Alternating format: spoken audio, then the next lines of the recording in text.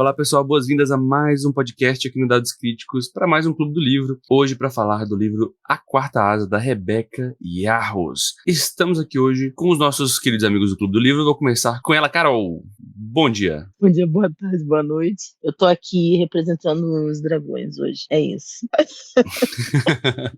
É isso aí. Temos também aqui Kuma. Bom dia, Kuma. Bom dia, galera. Bom dia. Hoje vamos ler aí a minha primeira romantasia. Foi divertido. É isso aí. E temos também ele, Felipe. Bom dia, cara. Bom dia, boa tarde, boa noite. Meus cumprimentos especiais para a Laura Pou, que foi a tradutora. Excelente trabalho de tradução e localização, principalmente do capítulo 30. E temos aqui conosco hoje uma presença especial, uma convidada muito importante para influenciar a gente a ler esse livro aqui. Mia, bom dia, Mia. Bom dia, eu não estava preparada para ter que escolher um lado, mas eu vou escolher o lado dos patronos, porque agora que eu coloquei todos vocês aqui, eu estou livre do meu pacto. É isso, galera. A gente vai discutir esse livro da Rebeca Yarros aí, A Quarta Asa, que é o primeiro de uma trilogia, né? Existem outros dois aí dessa série. Actually, é uma quintologia que só tem lançado 3 livros. Ah, é? Uhum. Yeah. Por isso que a gente trouxe um especialista aí. Eita, achei que eram só 3. Graças a Deus não, porque ao final do terceiro, olha... Ai, meu Deus. Quando ele falou, achei que era só 3, a voz dele diminuiu um pouco, não sei porquê. Sim, Deu uma tristeza. exatamente. Dizem que deu pra sentir a dor daqui. É bom começar assim, né? Ó, você que tá ouvindo aqui, teremos spoiler, tá? Então, se você se importa com isso, por favor, não ouça esse episódio pra depois ficar reclamando que teve spoiler, tá? Então, ouça, leia primeiro e depois volte aqui. Outra coisa que é importante, tá? Eu vou deixar isso muito claro aqui no começo. Nem tudo que eu gosto é bom e nem tudo que é bom eu gosto também, tá, galera? Então, gosto é gosto. Eu claramente não sou o público-alvo desse livro e as minhas opiniões aqui... Haverão opiniões fortes. Eu só tô falando isso, né, galera? Porque é legal começar com opiniões gerais, assim, de que quando a gente lê um livro que outras pessoas indicam pra gente e tudo mais, é muito importante a gente entender que não necessariamente, né, o não gostar de algo significa que eu não, sei lá, de alguma forma não aceito a opinião do outro e tudo mais, tá? Então, acho que mas é isso, né? Vamos lá, vamos começar. E pra começar, é legal falar um pouco da autora, né, da Rebeca Yarros, né? E aí eu vou falar algumas coisas aqui, vocês podem me interromper e acrescentar também. Beleza, galera? Uhum. Show. Então, beleza. Ela é uma autora norte-americana aí, ela é conhecida por essa série de livros, né, que foi a que lançou ela mais, assim, na mídia, porque o Quarta Asa ficou 18 semanas, né, na lista dos mais vendidos do New York Times, né, que é uma lista de livros aí, que assim, indica muito o que vai ser sucesso ou não, né, ficou nessa posição aí muito tempo, inclusive. Ela escreveu esse livro enquanto o marido dela estava no Afeganistão, né? O marido dela é militar, em outubro aí de 2023. E ela tem 6 filhos, né? Alguns adotados, né? Mas ela tem 6 filhos junto com o marido dela. E é muito importante falar, né? Uma coisa interessante aqui é que ela tem síndrome de Ehlers-Danlos, acho que é esse o nome, né? Que é uma síndrome, uma doença, né? Que pega o tecido conjuntivo da pessoa e causa muita dor, né? E aí precisa ficar alongando e tal. Então, ela escreveu isso tudo em meio a esse tanto de intempéries aí. Cara, que bom, né? Que bom que ela conseguiu, assim, lidar com isso de alguma forma para poder escrever o livro, né? Mostra bastante força, no mínimo. Só uma correção, Teor. A Guerra do Afeganistão foi em 2001. Ela começou a escrever em 2001 e ela escreveu esse livro em 2023, né? Ela começou e terminou em 2023 agora? Não, ela tem outros livros escritos, né? Esse livro específico da Quarta Asa, ela começa a escrever em 2023. Ué, entendi. Entendeu? Então eu anotei errado. O que eu anotei é que ela começou a escrever na vida dela No geral, na vida dela, o primeiro livro dela ela lançou junto com um monte de outras mulheres, e foi antes, 2014, 2016. Bacana demais. Eu não conhecia, tá? Não conhecia. É porque, na real, a série dela que ficou mais famosa agora foi o Quarta Asa, mas ela tem outra série que a galera no TikTok, pelo menos, fala bastante, que é a Flight and Glory, que foi em 2014. E é esse mesmo tema de dragão e tal? Não, é só romance. É normalzinho, humaninhos, sem gracinha. Qual é o problema de vocês? Eu já sou humano, esse é o meu problema. Eu quero Exatamente, esse é o problema. Eu já sei o que é ser humano. Eu sei o que é olhar pro escuro e não ver nada. Entendeu? Eu já sei o que é isso. Eu sei o que é não poder ouvir o que tá longe. Eu sei que é me queimar com fogo, entendeu? Eu entendo tudo isso. Ó, eu quero só fazer um complemento ali em forma de de curiosidade, eu imagino, disso que o Tero falou a respeito da doença dessa síndrome que a Rebecca Yarros tem. Ela parece que colocou um pouco disso na personagem Uhum. desse livro, e a gente vai falar um pouco mais dela depois. É. Eu imagino que seja um reflexo do que ela sente também, de continuar lutando e descobrindo formas diferentes de se adaptar para sobreviver, apesar das dificuldades. Eu imagino que seja, né? Eu não sei muito bem sobre essa síndrome, se é uma coisa que causa muita dor e dá dificuldade de mobilidade. Eu imagino que seja difícil. Eu acho que a dor da síndrome é causada mais pelas consequências dela, né? Por causa da falta Sim. do colágeno e tal, a hipermobilidade deve ser exatamente o que a Violet tem, de não conseguir manter as coisas no lugar, né? Tipo, articulações. Fica tudo desconjuntado. Mas é interessante trazer esse ponto de vista, assim, também para a história. Eu trouxe essa questão da síndrome exatamente por isso, né? Porque acho que é muito legal quando isso eu achei que foi algo interessante, quando o autor consegue trazer pro personagem, né? Falhas, né? E a gente percebe que a Violet, ela tem várias falhas, né? Vários momentos, assim, que ao longo da história ela busca ultrapassar isso, né? E muitas vezes é por isso que prende a gente ao personagem, quer ver essa evolução, quer ver essa melhora, né? Se você pega o personagem no final do livro e no início, né? São personagens diferentes e você vê uma clara evolução ali. Então isso é muito interessante, Sim. né? A gente vai falar de personagem depois, mas é legal ela trazer isso, assim, né? Não só pra esse personagem, tem algumas outras que tem isso também, né? Mas tem uma curiosidade aqui, tá? Deixa eu trazer uma curiosidade pessoal em relação a esse livro. Traga. Há muito tempo atrás, né, eu comentei com vocês que eu tava escrevendo um livro sobre... Cara, isso é uma coisa absurda, cara. Eu estava escrevendo um livro sobre Cavaleiros de Dragões, vocês lembram? Eu cheguei até a mostrar pro Felipe algum esboço. Você lembra, Felipe? Lembro. Eu mostrei Uhum. Era um livro sobre Cavaleiro de Dragões. Deixa eu ver até se eu abro ele aqui, porque eu tava escrevendo naquele aplicativo que chama o Snowflake Você me mandou que é por ele, inclusive. Isso. E, cara, olha que... Mano, isso aqui, velho, é um negócio muito louco, né? Nenhuma experiência é única, né? Porque o nome do livro provisório que estava lá, minha personagem principal era Violeta. Sem brincadeira. E o nome provisório do livro era Violeta Violenta. Olha essa ideia. Eu nunca tinha lido, cara. Eu juro pra Nossa! vocês. Eu nunca tinha lido esse livro na minha vida, não fazia ideia, mas eu falei, nossa, seria legal, seria genial um trocadilho com Violeta, Violenta, né? E foi exatamente o que ela trouxe nesse livro. Então, na hora que eu vi isso logo no começo, eu falei, carai, que foda, não, tipo assim... Somente tava no lugar certo. Isso, exato, cara. Te recomendo você trocar o nome agora, senão você vai tomar não. Com certeza, né? Com certeza. Não... Inclusive, esse projeto eu até deixei ele de lado, eu não segui com ele, não. Mas era outra história, era Cavaleiro de Dragões, muito mais na pegada Eragon aqui do que nessa daqui, né? De ter uma academia e tal. Eu cheguei pra esse livro, tá? Pra contar pra vocês, com a expectativa lá no alto, tá? Muito. Eu acho que isso me atrapalhou um pouco, porque vocês falaram, todo mundo indicou, e aí teve essa questão também de, nossa, Violeta, não sei, que ideia legal, já tava com essa ideia muito foda. A minha expectativa, sabe? Tipo assim, lá na lua. Eu falei, caralho, Mercy, né? Cara, e eu tenho aprendido a não esperar muitas coisas, porque geralmente foi assim com Roda do Tempo, né? Qual outro que a gente chegou com uma expectativa fudidaça aqui? Não lembro, mas teve outros aí. Tiveram outros, né? Mas eu acho que isso foi exatamente o motivo pelo qual me fez querer ler mais. Porque quando eu li, eu fui a primeira daqui, né? Aí, entre nós. Eu li, eu reclamei do livro do início ao fim, no ouvido da Carolina. Do início ao fim, porque ele é previsível do início ao fim. Só que foi exatamente isso que eu fiquei, não é possível que ele vai ser previsível o tempo todo. Aí, a última frase do livro foi a única coisa que eu não previ do livro inteiro. E aí foi o que me fez querer ler o segundo. Entrou em sério? surto.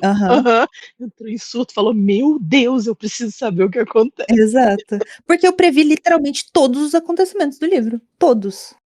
E aí, o último... Essa última frase que você fala é descobrir que tal pessoa tá viva, é isso? É, Tá, entendi. Porque eu percebi isso na hora que eles falavam, vamos pra cidade e tal. Eu imaginei que esse cara tivesse vivo aí. Vocês não imaginaram, não? Não. Eu não pensei nessa possibilidade, não. Tipo, o lance de trazer dos mortos logo assim, de cara, entre aspas. Mas... Legal. Assim, só um detalhe dela, que é importante, que eu tô vendo os prêmios que ela ganhou, a maioria foi de 2023 e 2024. Tem um que é interessante, que acho que fala muito da autora dos 3 livros, que é da British Book Awards, que chama-se Page Turn of the Year, que ele ganhou em 2024. Então, Faz sentido. Page Turner é aquele tipo de livro onde você vai virando a página até acabar, né? O ritmo dele é frenético. O ritmo realmente é um ritmo frenético, assim. Ele é escrito de um jeito... Assim, eu achei que a autora escreve bem, assim, né? Tendo algumas questões que a gente vai conversar depois. O jeito que ela coloca a prosa ali é bem de boa, assim, de você seguir. É bem tranquilo, assim. E escrito em primeira pessoa, né, também. Então tem Sim. isso também, né? Que é na perspectiva, escrever em primeira pessoa, né, é o padrão dos YAs, né, dos livros de jovem adulto, né, tipo, sei lá, Jogos Vorazes, né, nesse estilo, e assim, e escrever em primeira pessoa, às vezes, principalmente para autores iniciantes, acaba sendo um desafio, porque muitas vezes a pessoa acaba encontrando clichês para poder ultrapassar os problemas da primeira pessoa. Aí eu preciso descrever minha personagem. Aí tem aquele clichêzão, o personagem se olhando no espelho para falar como é que ela é. Sabe? Tipo, tem sempre um... eu preciso... Precisa uma desculpa pra fazer isso, né? Precisa de uma desculpa pra Isso, fazer isso, né? exato, né? Mas assim, eu achei que ela conseguiu lidar muito bem com isso, até porque ela já escreve há muito tempo, né? Então, apesar desse ser o primeiro livro que fez sucesso, ela já tava nessa área há muito tempo aí, então mandou bem. Curiosidades específicas, gente. Vocês têm algum aí pra trazer? Alguma coisa que vocês acham legal? Eu acho que uma coisa que eu já comentei, eu já tinha comentado com a Mia, que eu acho muito interessante, e eu já falei, inclusive, sobre o Brandon Sanderson também, que eles fazem isso, usar muito as redes sociais a favor deles. No Uhum. sentido de que tá sempre em contato Os fãs, os né? fãs do livro, sempre trazendo atualizações, estando nos lugares onde as pessoas vão, né, participando de eventos. Ela é praticamente um fenômeno no TikTok, né? Isso é Uhum. verdade. Porque o TikTok inteiro não para de falar dos livros dela, e eu nem sou uma pessoa do TikTok, pra ser bem sincera, mas o pouco que eu vejo, ela tá em todos os lugares. Então eu acho que isso é muito legal, e é uma coisa que é um pouco mais atual, assim, e eu acho que é muito legal isso para o contato. Eu também acho que isso é, de certa forma, um problema, porque é mais ou menos o que eu passo no meu trabalho, né, de ter que ficar na rede social o tempo todo para ter cliente, para ter público, para ter coisas, e isso não deveria ser assim. E é uma reclamação velada que a Colleen Hoover faz no Verity, né, Ai, de que ela não Fala outra. quer não. ela não quer ela quer escrever para as pessoas, e não, tipo, lidar com as pessoas. Mas Da personagem, no caso, né, não sei a Colleen, mas... essa questão, eu acho que pelo que eu vejo, tá? Tanto da Rebecca quanto do Sanderson, que eu usei como exemplo, isso parece uma coisa que é ok para eles Uhum. participar e estar ali.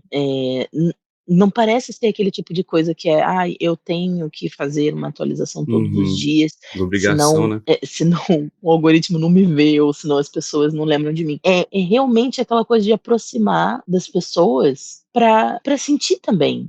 É uma forma muito mais dinâmica, muito mais próxima de você sentir o seu público, o que eles estão curtindo, o que foi que chamou mais atenção na história para eles, porque o que pode acontecer é que o autor escreveu um livro pensando que, olha, o ponto alto, a parte mais que vai se destacar mais para todo mundo vai ser essa daqui, e a galera vai estar pensando em outra coisa.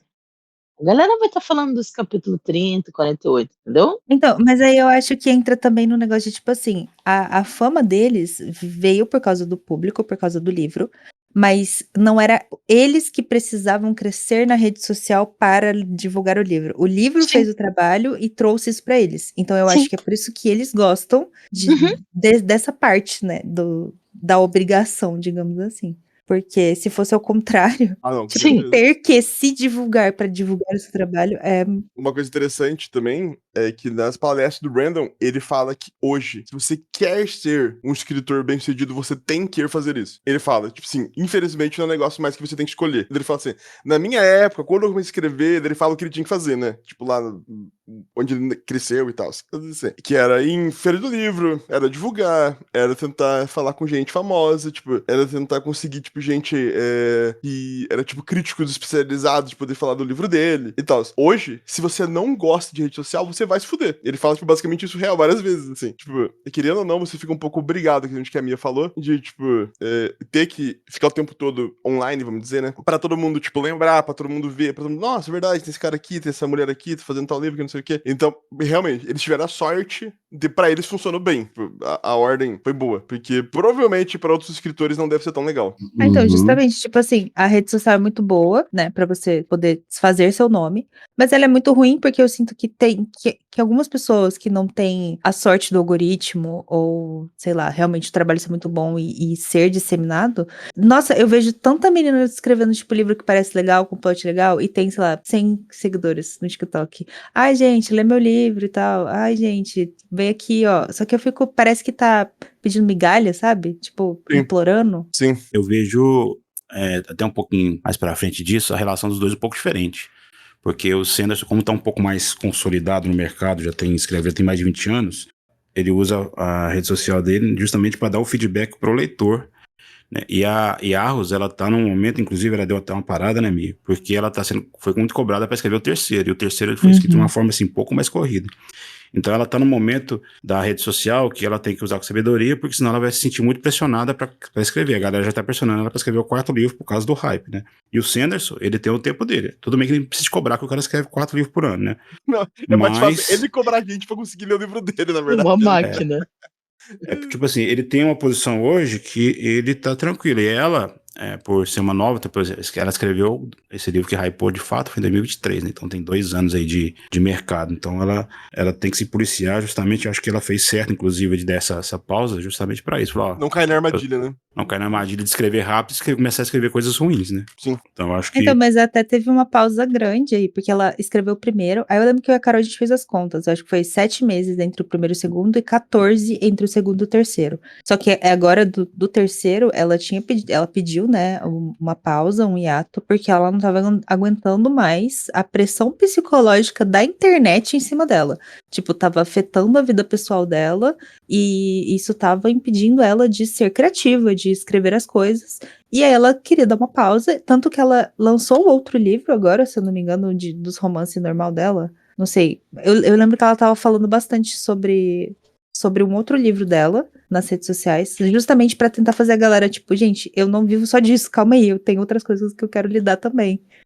Mas ela também já falou nas redes sociais que abrir essa possibilidade de hiato fez ela ficar mais tranquila pra voltar a escrever antes e na hora que ela quiser. E não, tipo assim, na hora que a galera estiver mandando ela fazer ou não as coisas. Ela tem que dar um papo lá com o Marty, com o Patrick Rothfuss, pra aprender a lidar com essa pressão, pô. Porque aí. Ai.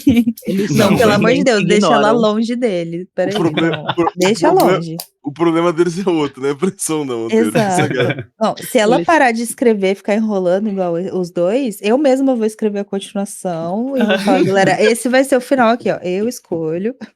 Mas é isso, eu falo brincando, né, galera? A gente entende que, que a galera tem os seus tempos e por mais que a gente queira e ache importante, né? Eu concordo com a opinião do Sanderson que se a pessoa quer se manter nessa forma, assim, manter sucesso, manter esse hype, ele tem que ter esse nível de produção, mas o Sanderson tem uma mentalidade que também é muito parecida com a minha, que vai lá e faz, né? Mesmo que não seja perfeito, aprendo com isso e beleza, né? Mas não é todo mundo que pensa dessa forma, né? Às vezes a pessoa quer um livro bem mais fechadinho e quer uma coisa bem mais, sei lá, aí acho que a ideia é uma busca da perfeição, talvez. Bem planejado.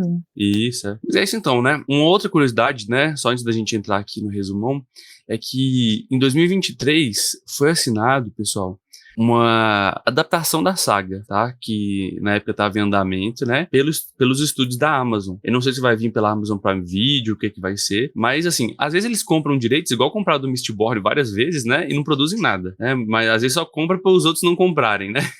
Então igual no Mistborn, eles produzem e não mostram nada depois. Fala, não deu. Isso. Não deu certo. Isso. Então, assim, não significa que realmente vai sair, porque a gente não teve notícias mais concretas sobre isso, mas os direitos de adaptação já estão adquiridos aí, né? Mas o hype tá bem grande, porque a própria Rebeca já tá postando sobre, tipo, o roteiro, ela já falou que leu e gostou, legal. então já tem algumas coisas a mais. Isso que eu ia falar, tá um pouco melhor, porque eu lembro que eles mandaram um roteiro na época do Mistborn, do Brandon pra ele até falou também, ele falou, tá divertido. Tipo assim, o que eles fizeram em cima e tal. Mas depois nunca saiu, né? Então a gente tem que esperar. Infelizmente, a gente tem que esperar a posição da Amazon no início, não muito dela. Eu quero saber qual que vai ser a classificação indicativa dessa série, porque se vai Vai ser Game of uma Thrones, né? série. Provavelmente vai ser de Game of Thrones, eu imagino. Pode ser, mas pode ser também que eles se transformem tipo numa espécie de Emanuele. Vocês lembram dessa Sim, parada? Não, mas pra mim isso é Meu Game of Deus, Thrones. É Theory. exatamente o que eu espero do Game of Thrones, velho. Mas Não, eu preferi essa é série na verdade. HBO, justamente pelo histórico, né, de Eu também, eu ter também. dragões e pelo histórico de ter Hot, e o público já esperar Hot da série da HBO, entendeu? Já estaria mais em casa. E que eu vou ser um pouco pessimista na palavra. Eu vou ser realista aqui. Olhando os Anéis de Poder e, né, e vendo, assim, me deixa levemente preocupado de não pegar o potencial que eu sei que tem, tipo, lendo. Sendo, tipo, bem honesto. Mas a gente espera pelo melhor, né? Então, mas a showrunner da série, quem tá controlando isso agora é a mesma criadora da Anne with an E. Então, assim, tenho esperanças. Que é uma série Sim. maravilhosa. Exato. Então, Que assim, também é de uma série de livros, né? Uhum. E a Amazon não fez só coisas ruins também, né? Tem outras produções boas. Tem, Mas o sei Tales lá. from the Loop é legal, pô, e é da Amazon, a série deles. Eu Mas gostei bastante. ela tem coisas boas que envolvem, por exemplo, envolve cenas mais fortes, cenas de sexo ou cenas de violência, que eu não lembro. Pra mim é meio uma Disney 2.0, sabe? Eu tenho essa percepção também, infelizmente. Ela tem coisas adultas, sim. Hein? The Boys não é da Tem. Amazon, gente. The Boys é da Amazon? É, Prime The Boys Video, é da né? Amazon? É É. verdade, Da Amazon. Aham. Tá certo.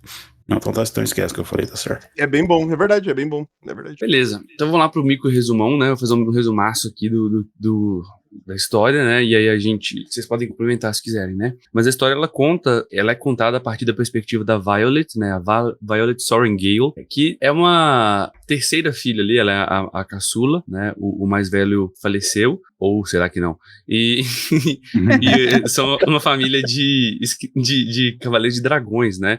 O destino dela, teoricamente, era ser escriba, mas ela é meio que forçada pela mãe ali, pela general Soren Gale ali, a entrar nessa divisão de cavaleiros ali, que é um local onde ela tinha muito medo, porque é um lugar onde a gente ouve falar bastante que mata muitas pessoas, é muito perigoso, só uma porcentagem pequena de quem vai se instruir lá acaba sobrevivendo. Ela tem 20 anos, né, nesse início aí de livro, né, e ela tem uma constituição muito frágil, né.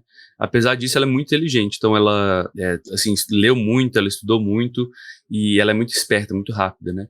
E aí, ela acaba entrando nessa academia, e nessa academia eles têm várias divisões ali, várias alas e tal, várias subdivisões dentro das asas, e ela acaba entrando nessa quarta asa, onde tem algumas pessoas que são marcadas, porque são filhos de uma rebelião que aconteceu no passado. Então, teve uma rebelião no passado de alguns cavaleiros que tentaram lutar contra o governo atual, e esses filhos deles, todos eles foram mortos, e os filhos deles tiveram a oportunidade de não serem mortos também, se eles passassem pela academia. E aí eles estão dentro dessa academia ali. Ela meio que vai conhecendo ali, tem um amigo dela que ela já conhecia anteriormente. Ela conhece o Xaden lá, que é um cara perfeito, gostoso e não sei o quê, mas que era do mal. E que à medida que ela vai conhecendo, vai ficando mais gostoso e vai ficando bem. Mais gostoso.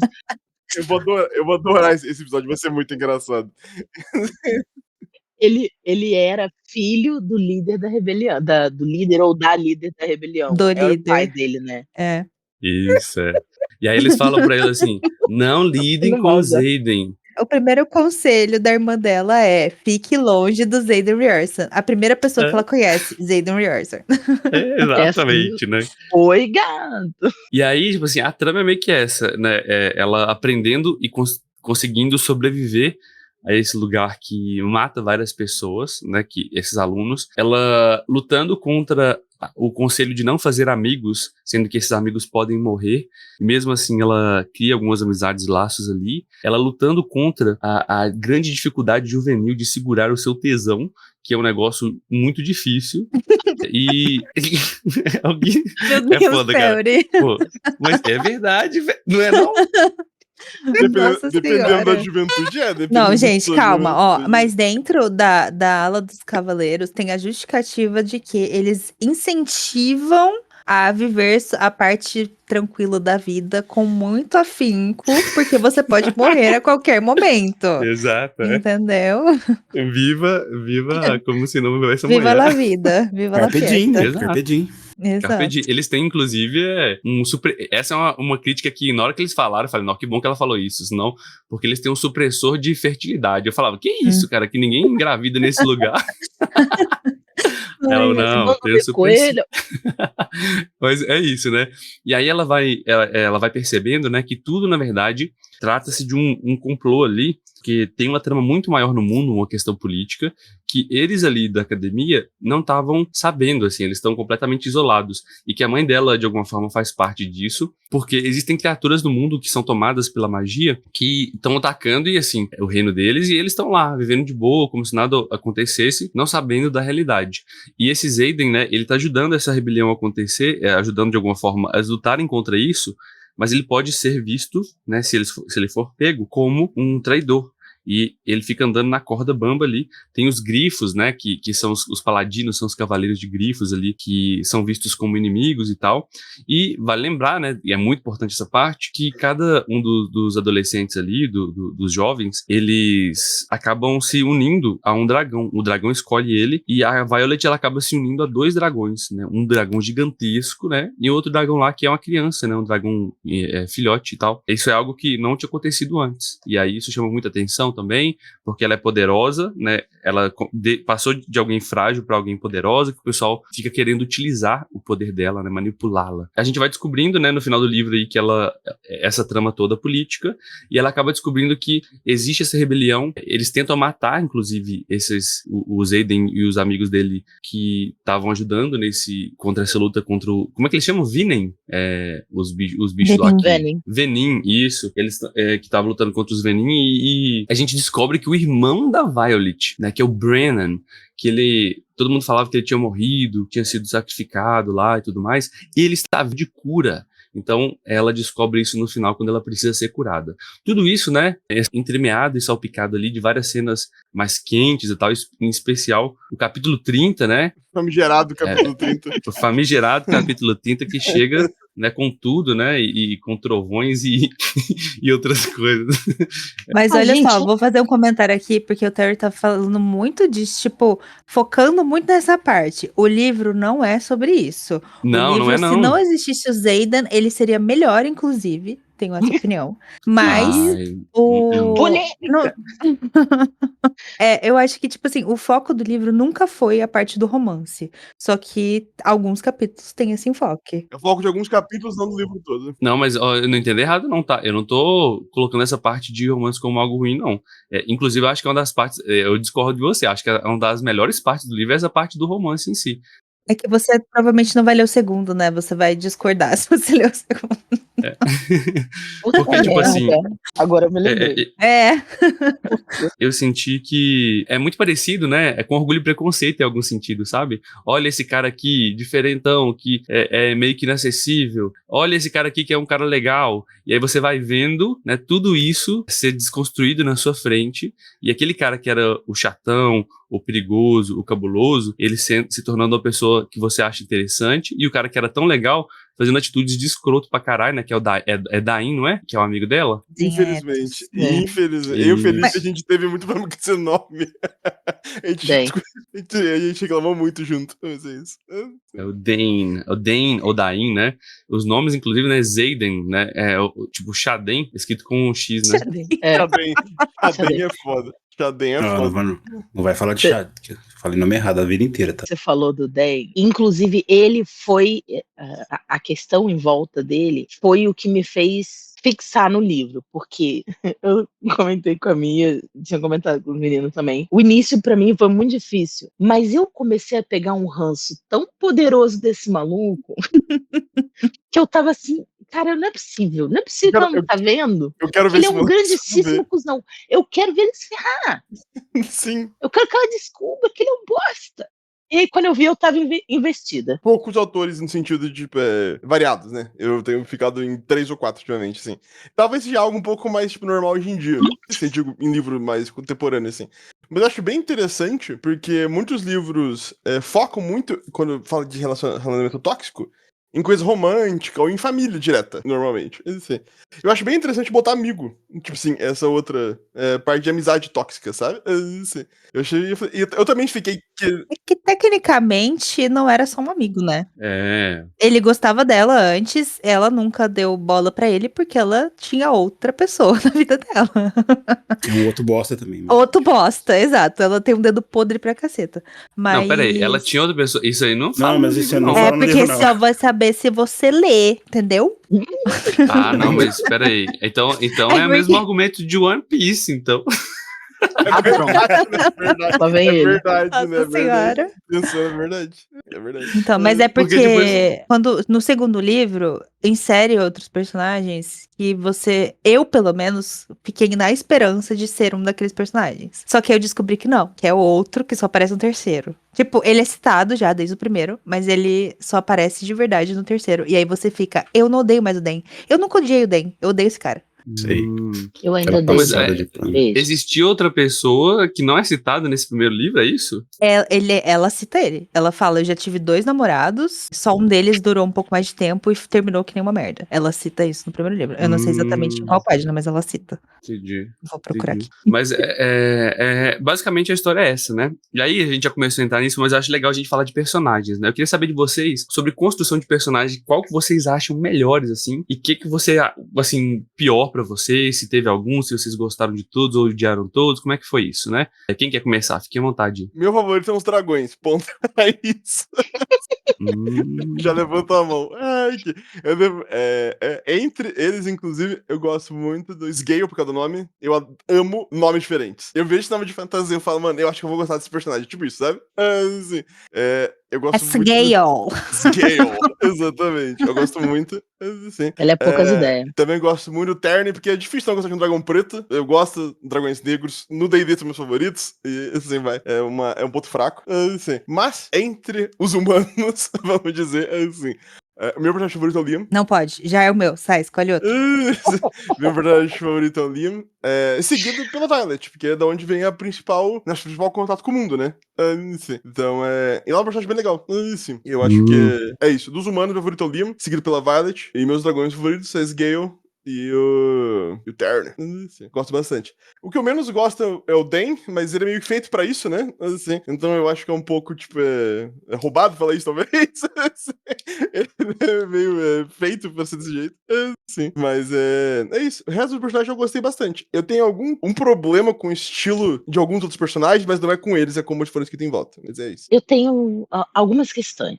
Eu concordo com Kuma. Os dragões são os melhores personagens. não. O Liam também, eu gosto bastante dele. Queria que tivesse mais espaço para ele, Sim. porque ele parece um personagem muito mais interessante e ele aparece muito pouco. Eu acho que, às vezes, é uma questão da história ser contada no ponto de vista da primeira pessoa, que, às vezes, compromete um pouco o nosso conhecimento, a nossa profundidade a respeito dos outros personagens. Minha percepção. Ela tem vários amigos que ela conheceu ali, que a gente só vai conhecer um pouquinho mais deles mais pra frente, segundo livro, terceiro livro, porque ali fica ainda muito na dinâmica da escola, e aí tem um ou outro que vai ser um pouco mais próximo, mas profundidade mesmo a gente vai ter mais dela. E das pessoas que estão mais em volta dela, tipo o Xaden, o Den, enfim. Apesar do Den ser um personagem desprezível, eu acho que ele é muito bem escrito para ser dessa forma. Exatamente. E Sim. então o meu personagem menos favorito é o Jack Barlow. Por quê? O Menos Jack favorito? Existe a o que palavra eu pra menos ele? gosto. É o que eu menos gosto. É pra dizer que. Pra não dizer que eu odeio. Você quer que eu diga que eu odeio ele? Eu É um odeio. bosta. Eu odeio o Jack. Ele não serve pra porra nenhuma. Exato. E nesse livro, Nem porque ele se lógico, eu já propõe li. a fazer, inclusive, ele serviu. Nem porque ele se propõe a fazer. Inclusive, eu li o segundo, comecei o terceiro agora, estou em 10% do terceiro livro, e, enfim, no primeiro livro ali, no que se fala a respeito dele, ele parece muito despropositado. E eu já tinha comentado isso com a Mia, e ela só me mandava os olhinhos revirando, porque ela falou, você tem que ler o próximo, ou o outro. Mas ali ele fica muito despropositado, você não entende por que ele tem essa obsessão de querer destruir a vida dela. Qual o objetivo? Por que isso veio? Da onde que isso veio? E eu acho que vários outros personagens que se relacionam com ela são muito mais bem... As margens deles são mais bem definidas. Você entende bem a proposta do Xaden e quem ele é e por que ele é assim. Você entende até o Day, que a gente não gosta dele, mas você entende por que ele é assim. O Jack, pra mim, ficou despropositado ali, mas é isso, essa é a minha opinião. É porque tem aquele argumento que é tipo assim, até onde o negócio do ler o próximo livro que você entende vale a pena. Tipo, enquanto você lê, né? Às vezes, dá um sentimento. Eu tive isso nesse livro algumas vezes também. Assim, de parecer muito do tipo, você vai entender no próximo, vai entender no próximo. E eu fico, beleza. Só que daí, meio que. Isso falando pro Matheus, tá? Agora. E daí, às vezes, eu fico, tipo, no negócio de, beleza. Então, qual que é o detalhe que eu tenho que me apegar agora, sabe? Assim. Tipo, lendo, tipo, no presente, né? Assim. E daí, tudo, pra mim, de novo, falando 100% por mim, assim. E daí tudo parece meio que vai ficar, no próximo dia vai entender. E isso tira um pouco da minha vontade. Mas isso é pessoal. Isso é 100% pessoal. Eu tive essa sensação algumas vezes nesse livro com algumas coisas. Assim. Mas, não tirou da qualidade geral, que ainda é muito boa. Uhum. Falar os meus aqui, tá, galera? Os personagens que eu, assim, menos gostei foi esse Jack, assim, que pra mim é só um cara, sei lá, psicopata ali, que quer o mal porque ela precisava de um vilão, assim, sabe? Então eu sinto muito raso. Mas, de modo geral, eu vejo muitos personagens, assim, que... assim, os que eu menos gostei, tá? Foram os dragões, galera. Não deu, cara. Não deu, porque eu senti que eles tiveram muito pouca profundidade, sabe? Eu senti, assim, esse aqui é o dragão malvado, esse aqui é o dragão novinho, esse aqui é o dragão não sei o quê. E, pra mim, assim, fica muito... eles são fodas, porque no início do livro é vendido uma promessa, né? Tipo, os dragões são muito fodas, eles que te escolhem, eles não esperam nada. Tem algumas cenas assim, né, do dragão matando pra mostrar isso, mas eu acho que, sei lá, do jeito que é apresentado, fica muito mais parecendo uma relação de subserviência em relação aos dragões e de, sei lá, não parece essas criaturas fodas e tão orgulhosas e tão profundas, com tanto conhecimento. Parece um cara ali meio na dele, né, meio separado. Eu não sinto que teve, pelo menos, isso é, novamente, na minha opinião, eu não senti que teve profundidade suficiente, ou cenas foram mostradas suficientes pra poder ver quão foda são esses dragões, porque você vê treinamento, você vê isso, você vê aquilo, não sei o quê, o quão mortal são essas criaturas de fato, assim, né, e além da... Vou defender a autora, desculpa. Diga. É porque é na visão da Violet. Ela não tem acesso a todos os dragões. Uhum. E fora que depois ela descobre que os dragões também não são sinceros. Eles não contam tudo, eles não mostram tudo. E os próprios humanos, cavaleiros, escribas, não sabem tudo que os dragões fazem.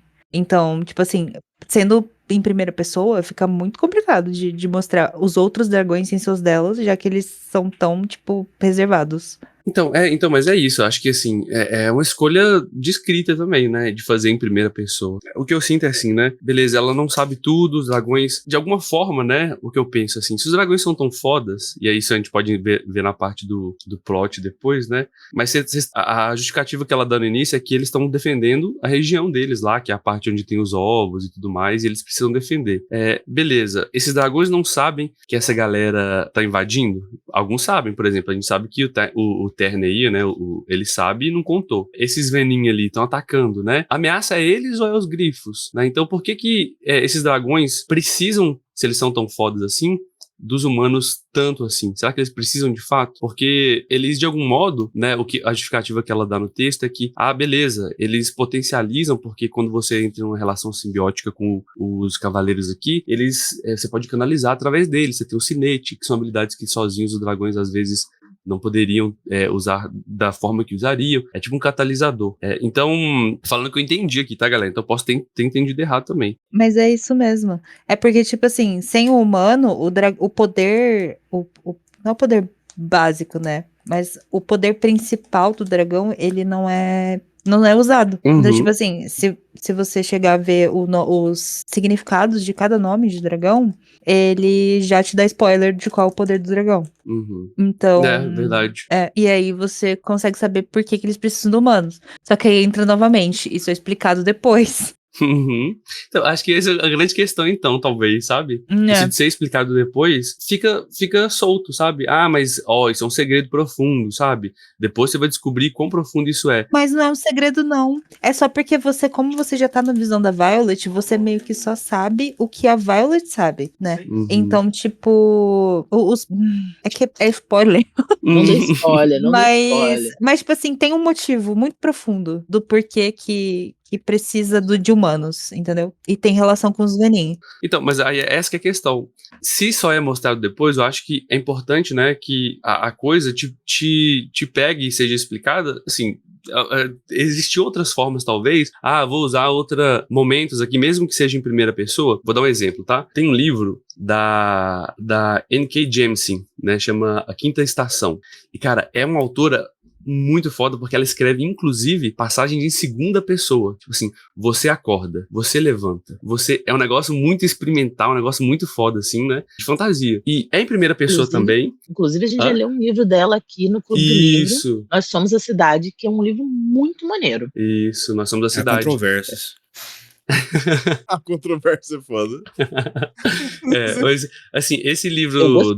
Eu gostei também. Eu achei que ela fez bem a parada. A gente já tem um Clube do Livro. Vai ouvir, galera, que você tá ouvindo a gente aí. Mas, assim, só pra tentar explicar, né? Você tem cortes de momentos onde ela fala de uma perspectiva, e aí você tem corte em primeira pessoa de outro personagem, né? Mesmo que seja o mesmo em momentos diferentes de vida, num tempo diferente, dá pra mostrar isso, né? Mas a escolha que ela fez é sempre ficar, beleza, vou ficar na mente aqui.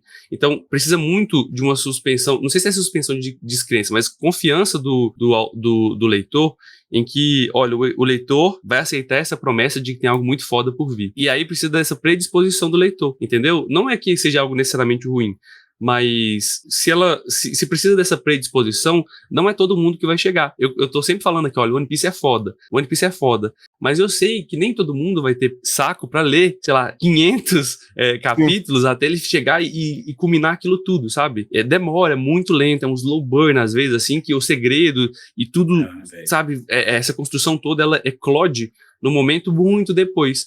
E aí vai muito de pessoa para pessoa, né? Por isso que eu falei que não sou tanto público-alvo assim.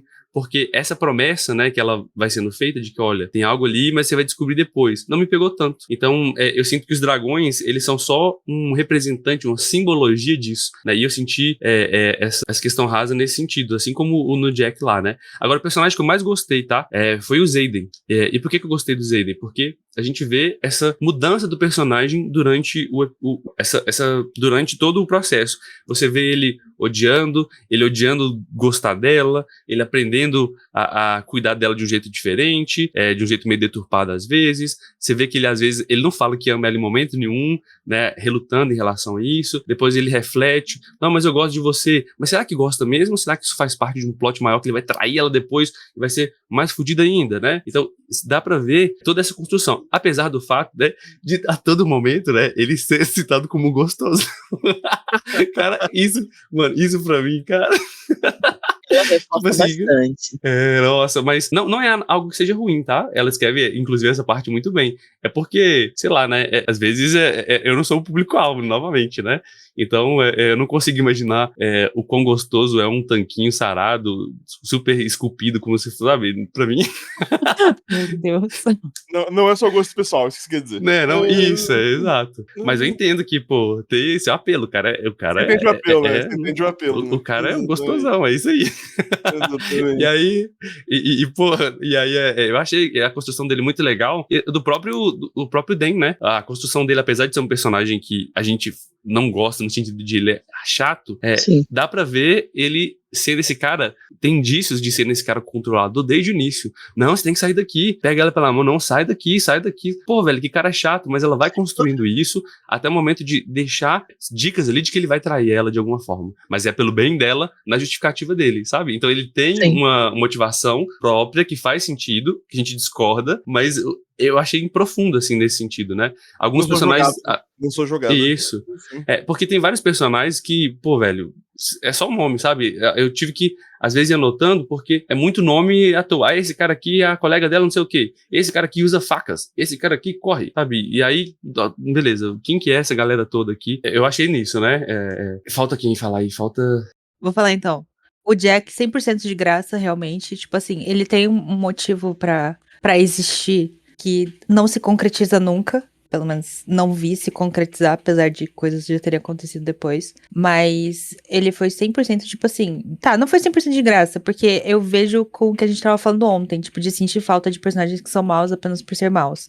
O Jack é um desse, tipo, é pra mostrar pra Violet que ali, enquanto ela tá passando pela prova pra entrar nos Cavaleiros, de que nem todo cavaleiro é bom. Nem todos estão ali pelo motivo certo, do que ela acha certo, né? Então, tipo, ele é mal de graça, 100%. E não gosto dele. Eu não gosto do Zayden depois, apesar dele ser o grande gostosão perfeito que ela fala. Eu vejo ele como um chato do caceta.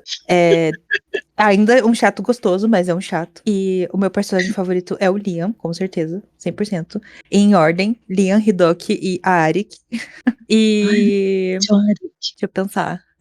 O Liam é perfeito, gente. E eu espero que vocês tenham pegado o segundo sinete dele. Porque ele só aparece no primeiro. Então, é isso. Carol. Quem é esses personagens aí? Arik? O Arik apareceu no segundo. Eu sei, mas... Pô, galera aí. Eu pus ele em terceiro, calma aí. Mas o Hidoki aparece desde o início. É um dos quartetos dela lá. Junto com a Rhiannon, sim. no Sour. Piadista, sim. Isso, Entendi. o engraçadinho. Ele é perfeito. Nossa, perfeito. E você, Felipe? Cara, vamos lá. Que eu sou o chato dos personagens, né? Respira. Bora lá. Já dando um spoiler, eu dei nota 4 do livro de 5. E o que me tirou, né, eu gostei bastante do livro, tá? Bastante, mais do que eu achei que ia gostar. O que me tirou foi os personagens, de fato. Mas depois, trocando ideia com a Carol e com a Mia, a Carol até me fez lembrar do Nome do Vento, que eu também não tinha gostado do Nome do Vento. E eu falei, porra, esse cara é foda demais, o cara não erra nunca, o cara canta, o cara, pô. Um amigo meu só falou comigo o seguinte, cara, você prestou atenção que é a visão em primeira pessoa de um bardo, né? Ele não tá falando verdade o tempo todo. Aí eu falei, caralho, você é burro. E de fato é isso. O que me fez eu gostar mais do livro foi entender que esse livro era primeira pessoa. E tinha muito tempo que eu não li um livro de primeira pessoa. A gente tá acostumado, principalmente aqui no Clube do Livro, a ler terceira pessoa e tal. Sim. Então, porque eu percebi que todos os personagens em volta da Violet, todos não, vai. Tirando Hidoki, a menina lá que eu esqueci o nome dela, como é que chama? O Sawyer. Não? A Matias. Que fica em volta ali, tirando esse pessoal, eles foram feitos como pilar pra Violet crescer. Então o objetivo deles era esse. Eu acho isso fraco, né? Só que, entendendo que a gente tá vendo a perspectiva da Violet, não tem como ela saber quais que seriam os desejos desses personagens, a não ser que se ela se aproximasse deles. Então eles ficam sendo, o cara que não tá gostando dela, o cara que briga com ela, ou o cara que ajuda depois que ela, né, consegue montar no terno, consegue ter a relação com o terno lá. As pessoas começam a se aproximar dela, ela começa a ver talvez um interesse subjugado, então a gente começa a ver pela visão dela. Talvez não agrade todo mundo esse tipo de leitura, mas me fez entender. Beleza, então não tem como eu entender a motivação de todos os personagens e tá tudo bem. Então isso me fez gostar mais do livro, né? De fato, acho que eu concordo com vocês que o Jack, pra mim, ele não tem... Eu tô tentando separar aqui os livros, tá? No primeiro livro não tem função nenhuma, né? Zero função, só ser um chato do caralho mesmo. E morrer soterrado pra uma montanha. Morrer, né? Se ele aparece no segundo, não quer dizer que ele não morreu, né? Olha o spoiler. Ô, Felipe. É foda. Toma aqui esse spoiler na sua cara.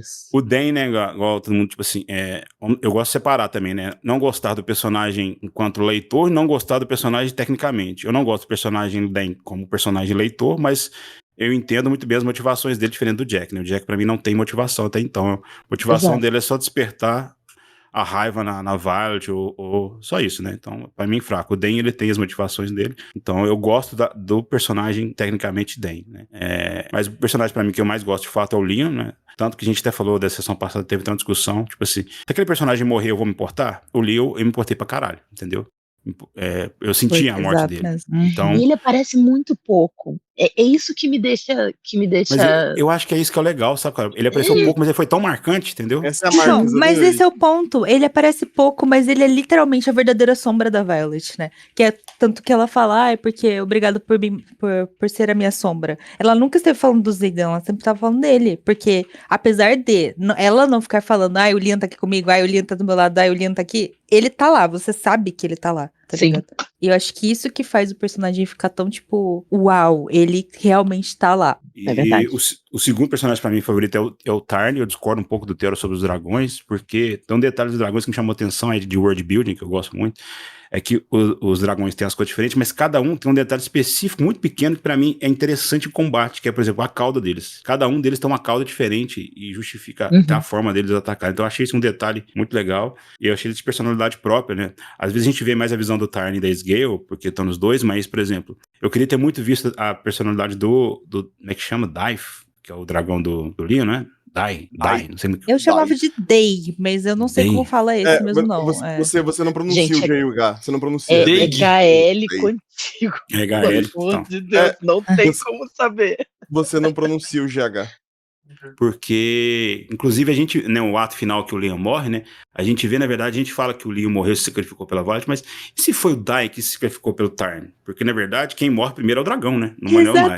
Exatamente. Porque a cena é narrada do dragão tentando ajudar, e não do Leon só tentando ajudar. Só que era exatamente nessa cena que mostra o segundo sinete do Leon. Exatamente. Então, Eu não reparei não, gente. Desculpa. então, tipo assim, porque, tipo, a mim me corrija se estiver errado. Se o humano morrer, nem 100% das vezes o dragão morre, né? É o dragão que escolhe. O dragão que escolhe, né? Por isso que Agora, o Tarn deixa claro pra Violet que ela será a última. E aí ele escolheu, tipo assim, se ela morrer, ele escolheu morrer. Morrer junto, Agora, se o dragão morrer, é certo que o cavaleiro vai morrer, entendeu? Então a gente vê o Leon morrendo depois, né? Porque o dragão, ele ajuda o Tarn lá, né? A destruir aquele grifo e tal. E a gente vê, por exemplo, pra mim, depois que eu entendi de fato, assim, fui repensar, falei, cara, foi, na verdade, o Dan que se sacrificou pelo Tarn. E a gente não vê nada do Dan falando, né? A gente vê os dragões falando, inclusive o dragão do Hidok é pra mim, é um dos melhores que tem. É muito engraçado mesmo. Então... Eu fico esperando todo momento que ele vai abrir a boca, porque é sempre muito bom.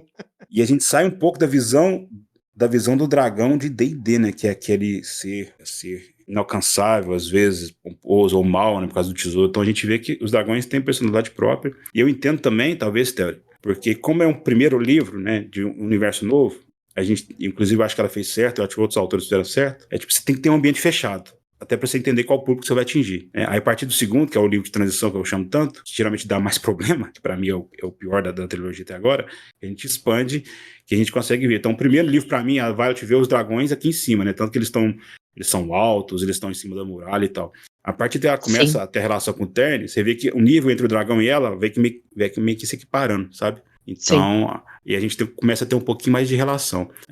Eu entendo que às vezes é difícil mostrar isso no primeiro livro, mas eu gostei muito, muito porque o Tarn é ranzinza, né? Eu gosto de personagem ranzinza pra caralho. Sim. E o Hidok, como fala o Hidok, eu também gosto, porque eu gosto muito de alívio cômico, né? Pra dar uma quebrada, assim, eu acho ele interessante também. É O Altron, Rabugento né? e o alívio O nome cômico. do dragão dele é Altron, né? Acho que Altron.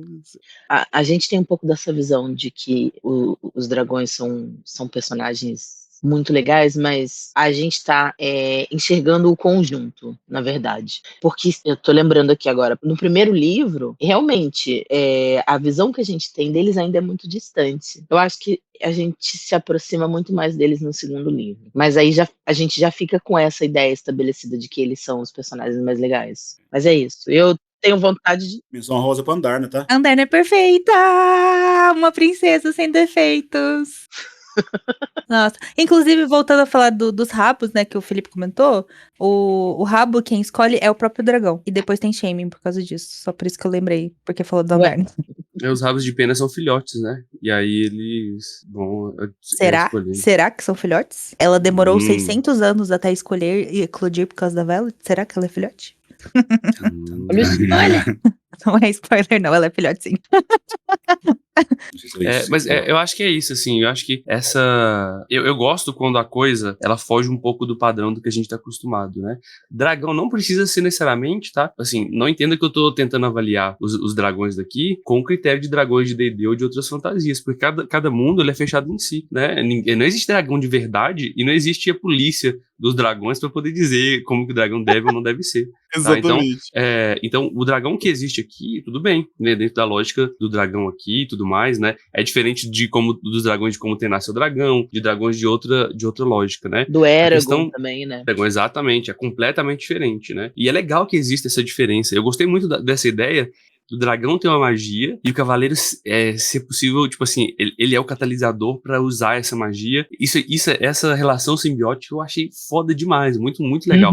Principalmente a ideia do sinete, né, de que beleza, você tem magias gerais, mas tem um sinete que é característico, porque é isso dá personalidade, né, e dá uma questão única pra cada um. Isso eu curti muito. Mas assim, eu só não gostei porque, sei lá, eu acho que vendem eles como essas criaturas muito fodas, e como o ambiente é fechado, talvez por isso, né, você não consegue muito ver, sabe, tipo, na prática, é só contado, né, aquela questão, né, ó, ele é fodão. Você vê e tudo mais, mas em comparação não tem muito parâmetro de comparação, sabe?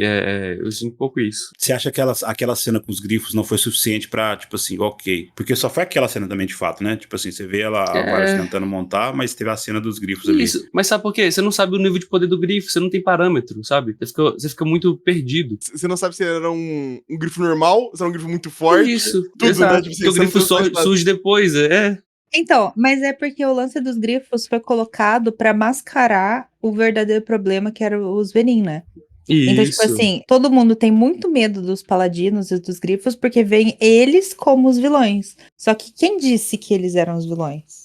Então não tem Quem por que ela controla a saber narrativa, muita né? coisa. Exato. Se ela estava sendo treinada para ser uma escriba, só sabendo o que os escribas sabiam. Entendeu? E ainda assim, os escribas sabem das coisas e eles escolhem o que vai ser passado ou não. E isso é Controle de legal, porque narrativa de novo. Uhum. dá pra ver isso desde o início, né? Essa questão do pai dela. Eu acho que isso, assim, suspeito que nos próximos livros, essa influência e essa coisa de descobrir a verdade vai ser algo muito forte, assim, né? Porque aponta nesse sentido. Mas essa confusão dela, como o livro é em primeira pessoa, se torna a confusão do leitor, sabe? Uhum. E eu sinto que você pode fazer de modo proposital e tal, mas pra confundir e tal, mas isso deve, assim, é uma promessa que você faz, sabe? Eu vou explicar isso tudo. Se a pessoa já não tava assim, que é o meu caso, né? Já não tô tanto assim. Vai falar, então beleza. Você vai explicar depois? Então tá, valeu. Sabe? Não é um negócio que fala assim, então tá, preciso ler, sabe? Em vez de virar um ponto de interesse, virou ok, né? E Isso, Mas, novamente, isso é uma questão de gosto, né? Sim. Sabe o que me muito ajudou, pessoal. Theory? Quem estiver escutando o podcast pode ajudar. Prestar muita atenção nos textos de cada capítulo lá em cima.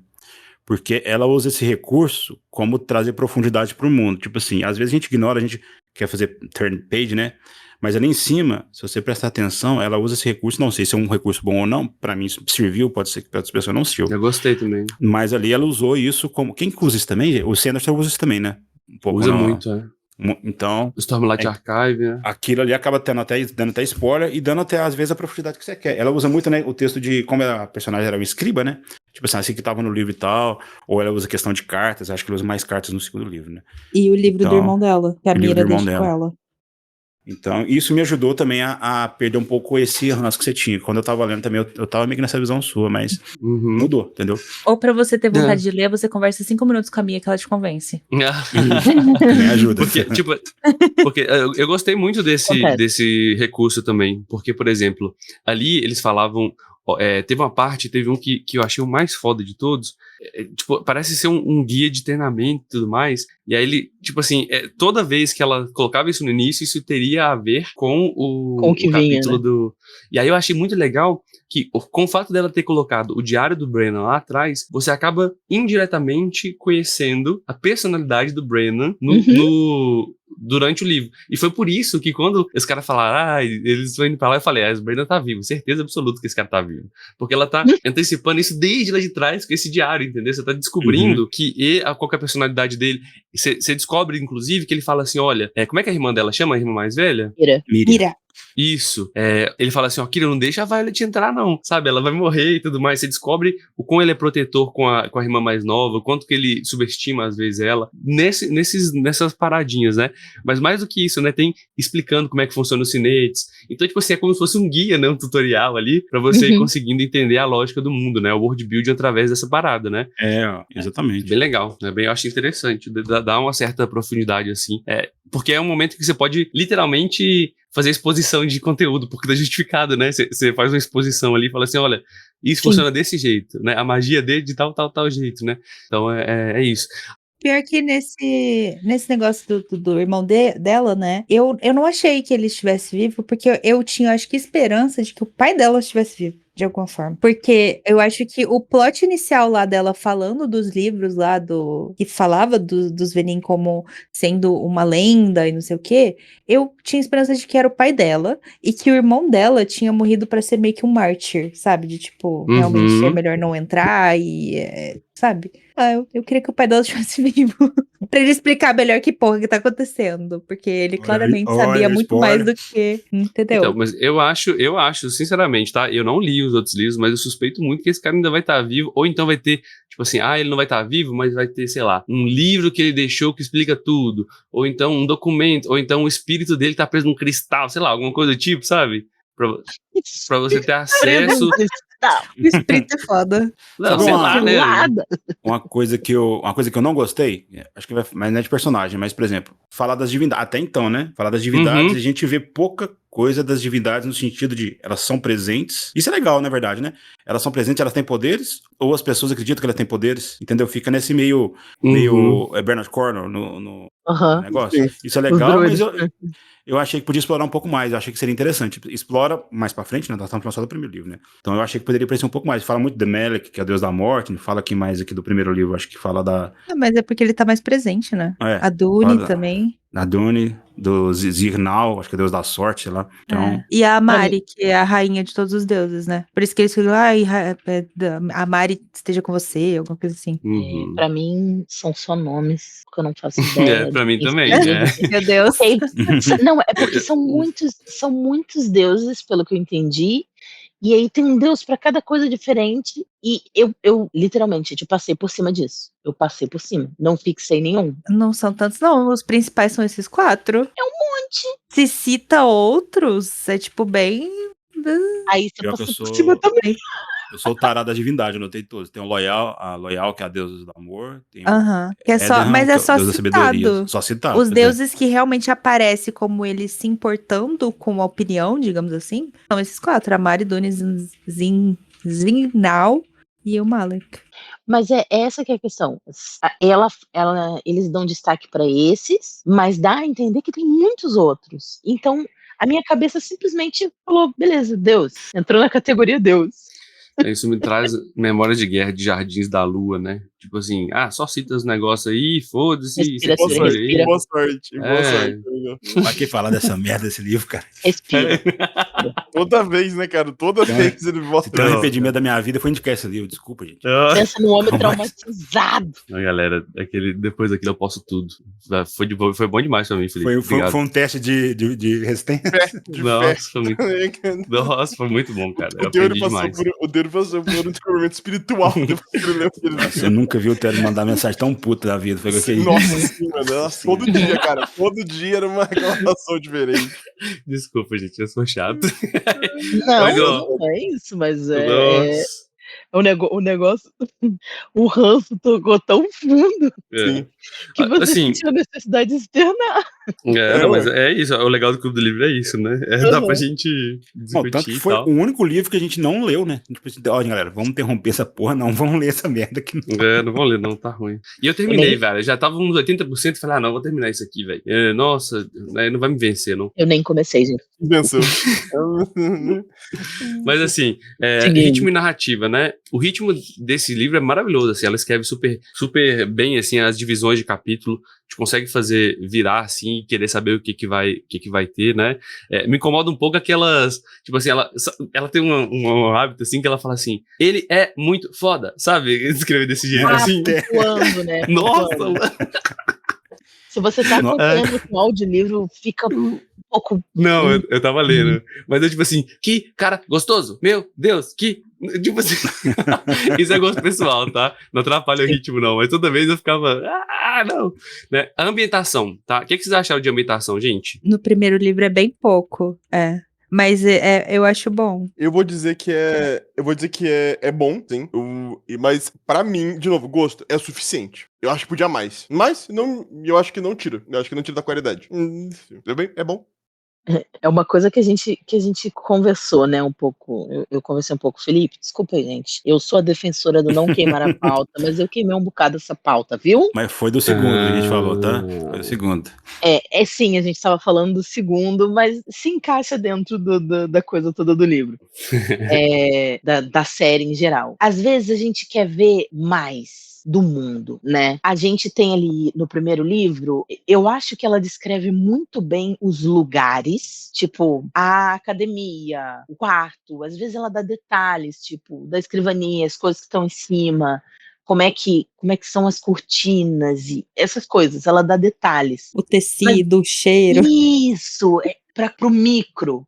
Agora, quando ela vai para o macro, que ela vai falar de mundo, né? Você vê muito pouca descrição de como são os trajetos. Eles viajam bastante de dragão, mas como são os trajetos? Como é que é a geografia do lugar? Ela fala das montanhas que estão próximas de Basguia, né?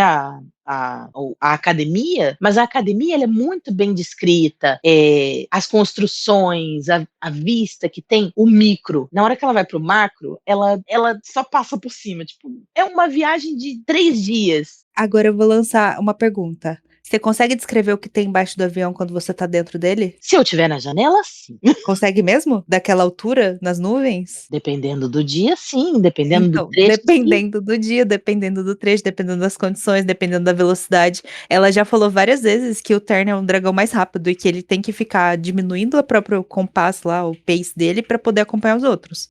Então, assim, eu não vejo uma possibilidade em primeira pessoa da Violet ficar descrevendo tudo enquanto ela tá em cima de um dragão. Principalmente sendo o maior dragão. Não é uma questão de descrever tudo, é uma questão de descrever alguma coisa. Ela descreve bem os lugares. No segundo livro eu percebo isso também, que tem um outro lugar que eles visitam, que é muito bem descrito. E não é um problema, é uma questão pessoal. E eu entendo que faça sentido ali.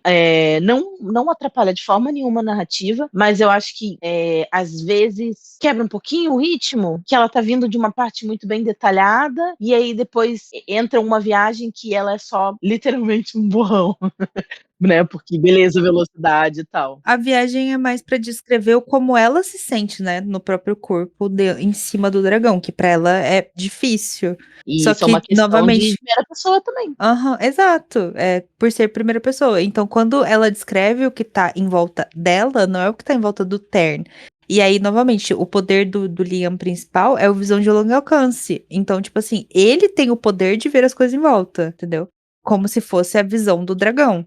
Só que ela não tem. Então, tipo, eu entendo passar meio que rápido pela viagem, né? Descrevendo só, tipo, caralho, tô cansado pra cacete, tá doendo tudo, minha bunda não aguento mais, meu cotovelo no cinto. Eu entendo. Só que quando chega nos lugares, ela ainda descreve como é a paisagem, como é o ambiente que tem em volta. Que nem foi em Atenbain lá, que ela descreve tudo que tem em volta. Ou quando a primeira vez que ela encontra os grifos, descreve No tudo. Até a micro. pedra, ela descreve. No micro. É isso que eu tô Exato. falando. E aí é uma questão pessoal. Eu gosto da forma que ela descreve. Eu acho que ela escreve, como o Toro destacou, ela escreve muito bem. E eu gosto da forma que ela descreve as coisas. E eu queria que ela descrevesse mais. Eu também. Nesse primeiro livro não me incomodou tanto, me incomoda no segundo, foi o que a gente conversou. Por quê? Porque ela tá dando uma expansão de mundo, né? Concordo com a Mia, que é, tipo assim, aqui eu tenho que sair de um ponto B, ponto A, que tem que investigar. Mas como ali no segundo livro ela tá, sem dar spoiler aqui, né? E tem que falar muito dele, porque o objetivo não é o segundo livro, mas aqui ela tá expandindo o mundo e ela tem um recurso muito bom, que é um dragão, ou vários dragões, que ela poderia, tipo assim, tá tendo uma guerra, né? A gente, nem spoiler, vai ter uma guerra, né? Vai ter invasão e tal.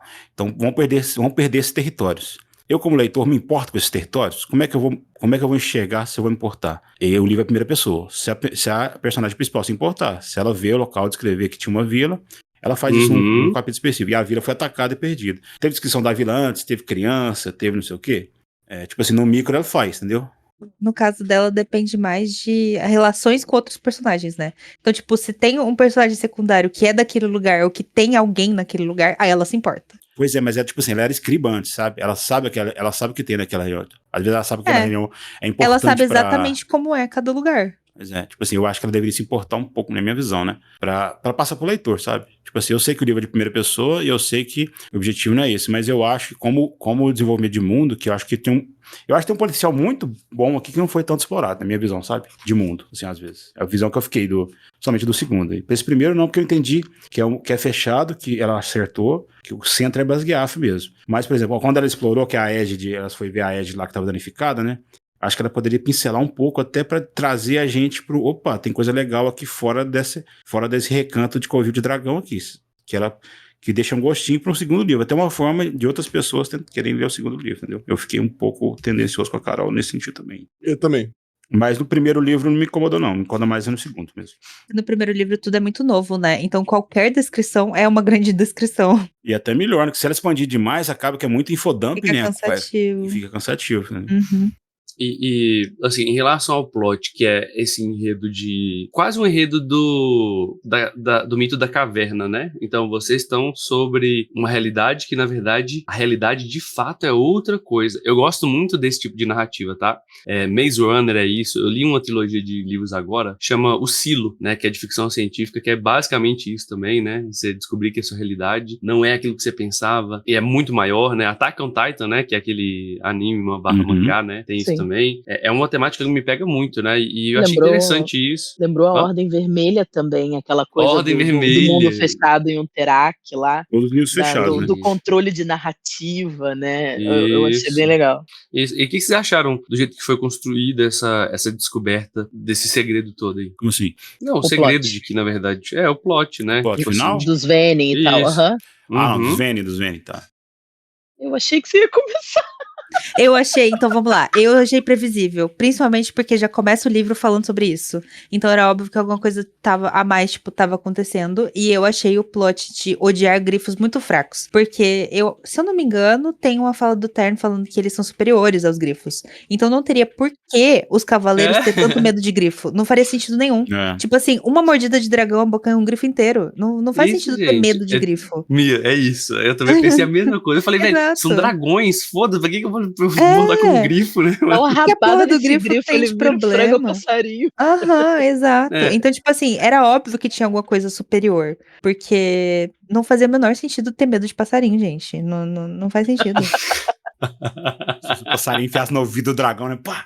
Então, só se o Não. passarinho bicar o olho ali do dragão, sei lá, só pra ter, tipo, uma chance. Mas não tem, não tem. Vocês já viram como a abelha mata a vespa? É o Não. único Não. jeito que eu acho que. Porque é o motivo de que vespas não chegam perto de colônia de abelha, normalmente. Uhum. É porque uma vespa é o tamanho de um avião perto de uma abelha, né? Tipo assim, a vespa sozinha, ela parte uma abelha em dois, assim. O problema é que na hora que uma vespa vem trocentas abelhas de uma vez. É, assim, isso, né? cobre o bicho, assim, e literalmente pelo calor eles cozinham a vespa viva, assim. Nossa. Então por isso que vespa não Malditos chega perto. franceses. O único né? jeito, é tipo isso. O único jeito pra mim é se ficasse descrito bem de cara que os grifos, sei lá, se movem revoadas, assim. Essa ideia de, tipo assim, se um te ver, vão vir um monte de uma vez, e não importa o tamanho do legal. dragão, irmão. E aí Depois você que vai vem, virar tipo, uma- paçoca. Exatamente. Mas eles falam sobre isso. Só que os dragões também não andam sozinhos. Porque não é só um Exato. cavaleiro de cada vez, é sempre mais. É o esquadrão, né? É isso que eu quero dizer. Em nenhum momento fica mostrando que os dragões estão em perigo, é isso que eu quero dizer. Assim. Sim. Então não cria realmente um motivo pra ter medo de grifo. O único motivo pra mim seria se realmente, por algum motivo aí, narrativo, os dragões naturalmente fossem criaturas, mais isoladas e tal, assim, e os grifos se movessem uma quantidade absurda, que daí realmente o dragão não tinha muita chance. É o único jeito que eu vejo de você ter medo de grifo, porque senão realmente não tem nem porquê.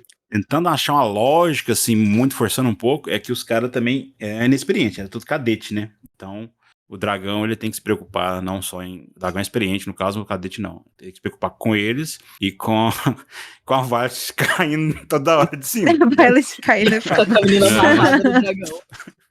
Então, eu acho que o único motivo que eu posso pensar, se pode justificar um pouco, mas concordo com vocês. Então, o único motivo seria esse. E mesmo assim, igual a Mia falou, em nenhum momento deixa claro que o dragão anda sozinho. Então, tipo, não tem porquê, sabe? Assim, ter esse medo Sim. todo. Então, Eu- o problema dos grifos é que eles estão saqueando, né? Saqueando, assim, pela visão inicial da Violet, os estoques dos postos, né? Dos entrepostos. Então, faz sentido ter raiva ou rixa com eles, justamente porque eles estão roubando as armas. Só que aí Sim. depois, quando ela pega o Zayden na reuniãozinha lá na árvore, ela entende que não é isso. Eles não estão roubando, é eles que estão, né, tipo, entregando pra ajudar a lutar contra o mal em comum. Agora que a gente chegou nessa questão do plot, eu não sei se me escapou de alguma forma ou se simplesmente eu não consegui encaixar o motivo como óbvio, mas uma coisa que me deixou um pouco incomodada, e isso não é exclusividade desse livro, não, já aconteceu em outros, por que eles escondem, né, porque a governantes em geral, né, a galera que administra tanto a academia quanto, enfim, várias outras coisas, eles sabem que existem os Venom. Por que esconder? Eu entendo que eles sejam o verdadeiro perigo, beleza. As pessoas, eu não sei, é um perigo que existe e não tem ninguém combatendo, mas por quê? Por que esconder? Eu não sei. Eu acho que isso vai ser explicado no 5º livro. Não, gente, não. Tipo assim, não é explicado claramente no primeiro livro. Mas, tipo assim, se você fizer paralelos com a vida real, faz muito sentido esconder. Porque imagina o que acontece com um monte de cadete que tem chance de morrer a qualquer momento se eles soubessem que é só eles canalizarem que eles ficam poderosos pra caralho. Você vai ter um monte Não. de gente. Eu entendo, mas eles não deixam de ser uma ameaça porque as pessoas têm medo que os jovens possam usar essa magia. Mas então como é que você combate uma coisa que você tem medo que os outros se tornem também? Porque isso precisa ser combatido. Eu acho que essa é uma questão que ficou no ar pra mim. E eu não sei se é porque eu realmente deixei passar ou se é porque ainda não foi explicado até onde eu li. Eles sabiam que a proteção mágica, como é que é o nome, Mia? As Égides As As Égides séries estavam falhando? sabiam sabiam. Isso eles sabiam. Sabiam. No primeiro livro eles falam já. que tá Tanto que é falhando. uma coisa que faz a Violet virar a chave pela primeira vez, porque ela descobre, ela e o Liam pegam sem querer uma correspondência pro professor, e aí eles ficam preocupados, do tipo, nossa, ele deve falar sobre isso na aula de... Tem uma cena na aula, isso. Sim, e aí eles entregam um negócio pra ele, e ele, tipo, caguei, não fala nada sobre isso. E ela acha aquilo muito suspeito, porque é uma informação importantíssima. Como é que eles estão dizendo que isso não tá acontecendo? E aí que ela começa a desconfiar de que as coisas não estão sendo ditas. Mas A carta fala do fogo azul, e aí ele dá um jeito de fazer o dragão ser azul, manipulando a forma da frase. Então, E aí é isso. A ideia toda eu acho muito legal, e eu acho legal que seja essa coisa da ligação, do poder dos dragões, da ligação deles com os humanos para fazer com que esses poderes sejam manifestados, poderes diversos sejam manifestados, indo contra uma coisa que parece que rouba da natureza, rouba da vida. Me lembrou um pouco o Warbreaker, a coisa eu não posso entender, eu tô começando a entrar em spoiler, desculpa.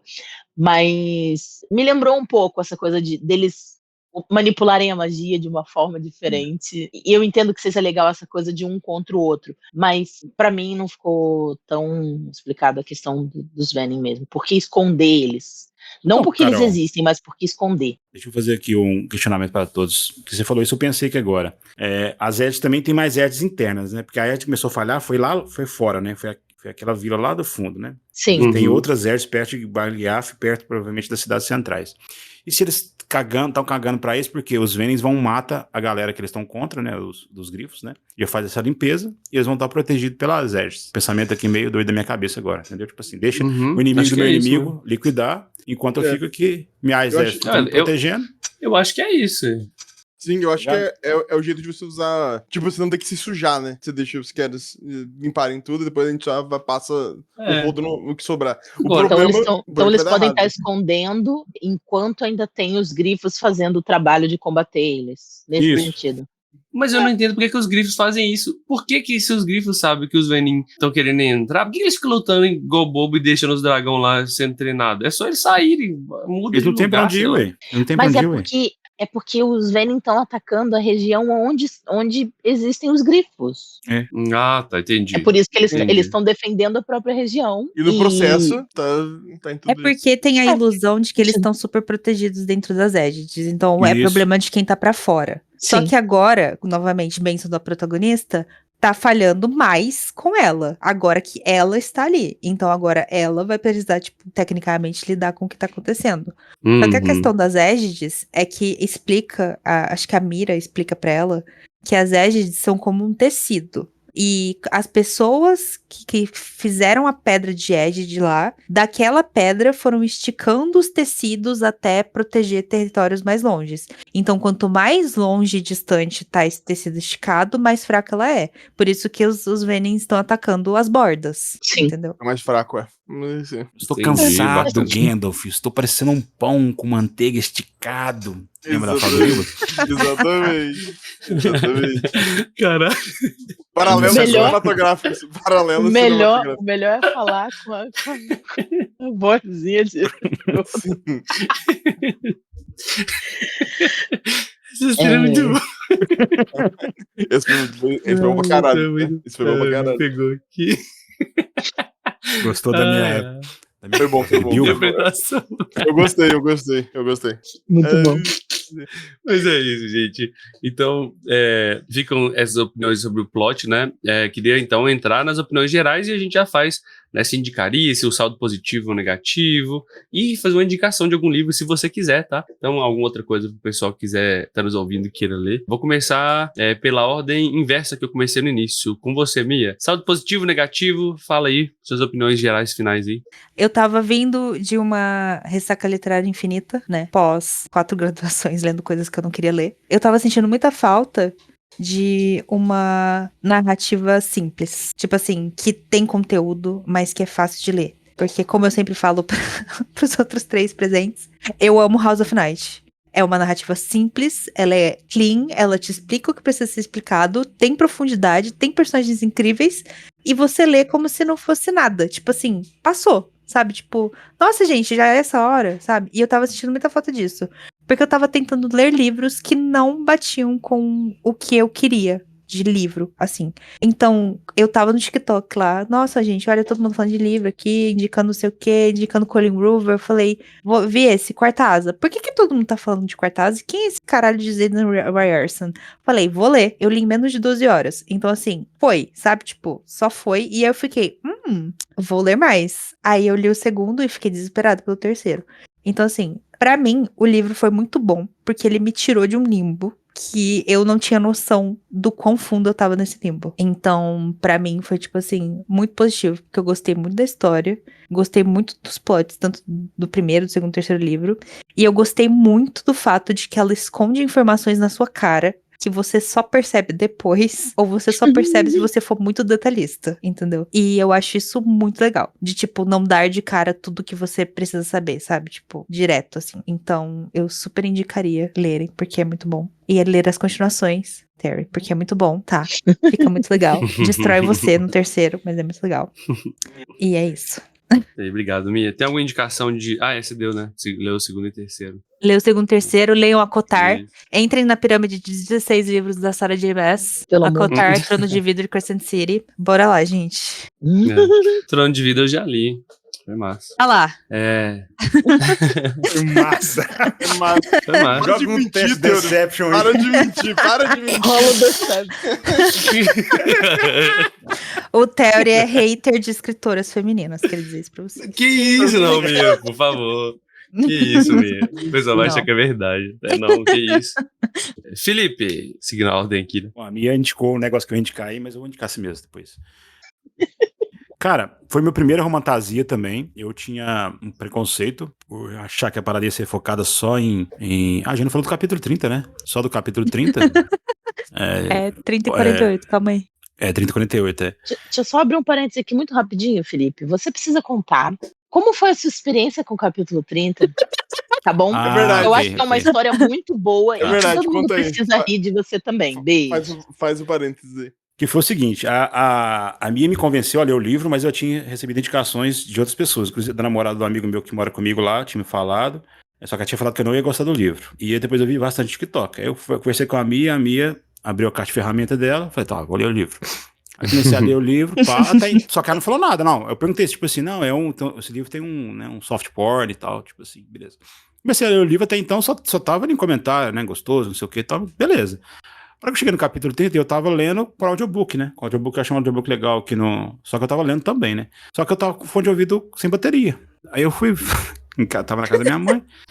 E começou o capítulo 30. Aí começou o capítulo 30, o pau pra um lado, o piroca pro outro, que não sei o que, ajoelha, faz dicas pra um lado assim. Aí eu fui tentar pegar o celular pra baixar o volume, meu celular é escandaloso pra caralho, o celular voou, caiu no chão.